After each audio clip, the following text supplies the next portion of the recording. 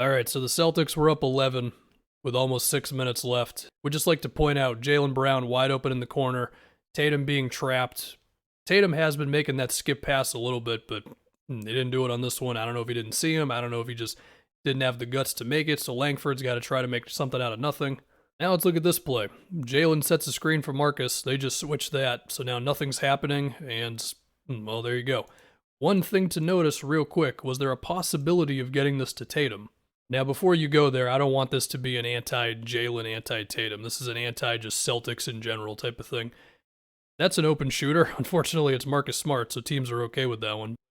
They have been experimenting with Tatum and Jaylen setting screens for each other. Was there a driving lane there? I mean, again, the Bucks were pretty determined to just dare Marcus to be the guy to make the shot. This possession is not encouraging that much. I mean, again, you get some Tatum, Jaylen action, which, okay, but it's not really going anywhere. And is the shot itself not bad? I mean, sure, I've seen Jaylen make an open 15-footer or whatever, but it still doesn't look great. You know, there's not a lot happening. Now we have Tatum up top. Another isolation. George Hill's guarding him. And to look at this one more time, though, we did have Marcus cut and set a screen on Wesley Matthews, which means Pritchard, I mean, is that an open look if Tatum gets it right to him? Yeah, potentially. Here's another Tatum-Jaylen screening for each other action. The Bucks switch it. The shot itself you don't love. That being said, if Tatum rolls to the rim right here, I think there's a lot of potential for good things to happen off of that. The other thing is, look at these guys on the wing. It's Marcus Smart and it's Romeo Langford, which, to be fair, Langford's shooting has been okay this season, but defenses aren't scared of these guys. Unfortunately for the Celtics, Peyton Pritchard was the guy on Drew, so he got from the three-point line to here way too easily. And then from there, I mean, look, you're going to give Giannis a cutting lane. You can just put 2 points on the board right now. This is the very first play of the game for the Celtics. Langford screens for Smart.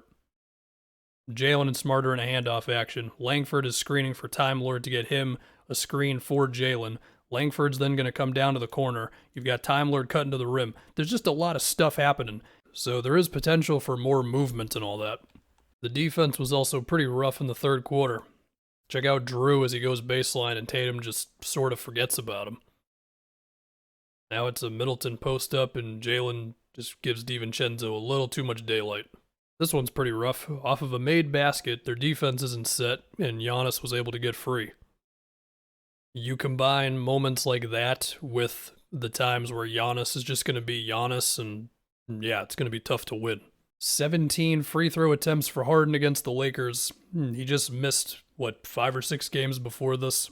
And this type of play here is the most encouraging if you're a Nets fan, where Harden is showing that burst off the dribble, because he has looked slow at times this season.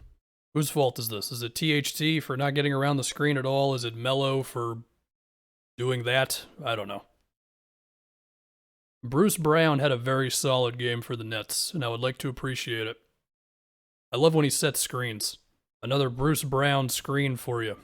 Bring 2 to Harden, make the read out to Patty Mills, who was lights out in this one. Of course, the Lakers defense picked up in the fourth. Stanley Johnson probably had a decent amount to do with it. I don't think it was only him, but I do think he has probably earned himself some more minutes moving forward. I mean, without Anthony Davis, the Lakers need all the defensive players they can get. Of course, it is crap on Russell Westbrook hour right now. I mean, he didn't shoot well in this game. He was 4 for 20. His efficiency outside of this game has been better recently. Hey, it's the Westbrook experience, man. There's a chance he goes on an amazing 15-game run after this. For what it's worth, this is a play for you. It still results in a miss, but you got LeBron in the post, and then you have Westbrook cutting from the mid-range. It's an interesting idea. There was also this play where Westbrook just fell asleep, Patty Mills got wide open, tried to close out, but no dice. As for Suns Warriors, unfortunately I wasn't able to watch most of this when it was live. That really bummed me out. Anyway, that was a good recovery from Toscano Anderson, as well as a rotation from Kevon Looney to get Devin Booker.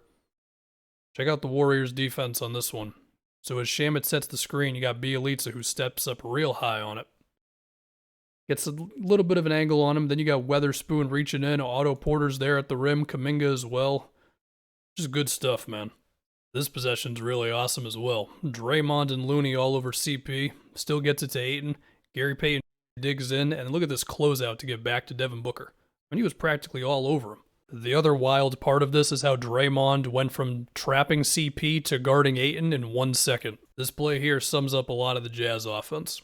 So you step up on Mitchell, which means now Gobert's got the roll to the rim. So somebody's got to dig into the paint. So someone's going to be open. Mitchell's he's gotten really good at just recognizing the open guy right away, right? Royce O'Neal. Closeout by Brunson's pretty good, but the Jazz have so much drive and kick game, it's like, all right, what's the next play? Oh, look at that. You're still a little scared of the Gobert lob. Now you got a 3-point shooter open, you got to close out to him. Like, it's just so tough to guard these guys.